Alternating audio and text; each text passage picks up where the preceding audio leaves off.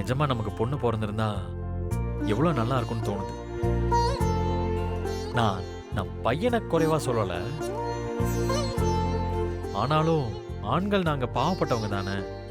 இருக்க 7 கலர்ல pant shirt, hair style, மிஞ்சி போனா பெல்ட், வாட்ச், மோதிரம், எங்களுக்கு வேற என்ன இருக்கு? இதுவே லேடிஸ்னா எவ்வளோ எவ்வளோ க்ரூமிங் ஐட்டம்ஸ். பொண்ணை நீங்க ரதி மாதிரி எப்பவும் அலங்காரத்தோடயே வச்சிருந்திருப்பீங்க.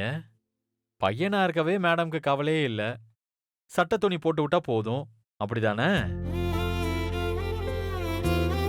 கொஞ்சம் அழுகை நிறுத்திட்டா அப்படியே இருக்கட்டும். என்ன கேட்டீங்க? பையனுக்கு நான் அலங்காரம் பண்ணலையா? மனசை தொட்டு சொல்லுங்க. அட்லீஸ்ட் இவளுக்கு ட்ரெஸ் தைக்கிறப்போ கூடவே பையனுக்கு ஒரு ஜெட்டியாவது தைச்சிருக்கலாம்ல. துணி எடுத்து வச்சிருக்கேங்க, நீங்களே இப்படி சொல்றீங்களே.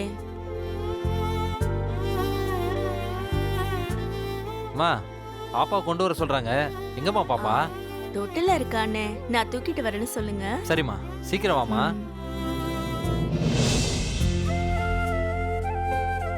கூட வரீங்களா? விளம்பரத்துல எப்படி நடிக்கிறான்னு பாக்கலாம்ல. குழந்தை தானே, நம்ம பாப்பாவா இருந்தா விடுவோமாங்க? போதும், நீங்க கிளம்புங்க.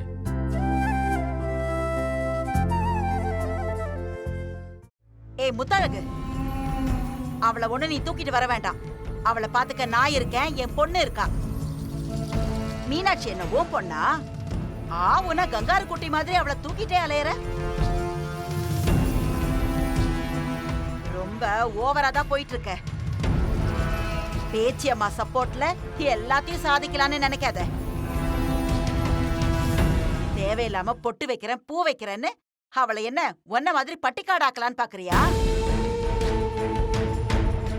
அவ ஏன் பொண்ணோட பொண்ணு, ரெஜினா பத்மாவதியோட ஃபேமிலி. சும்மா மாடல் மாதிரி சின்ன வயசுலயே அவ அப்படி இருப்பா. இனி குழந்தைய அலங்காரம் பண்றேன் பாத்துக்கிறேன்னு அங்க வந்து நின்ன அஞ்சலி இல்ல, நானே கடுப்பாயிடுவேன். ஹலோ, ஃபர்ஸ்ட் ரூம்குள்ள வரதுக்கு பெர்மிஷன் கேட்டீங்களா?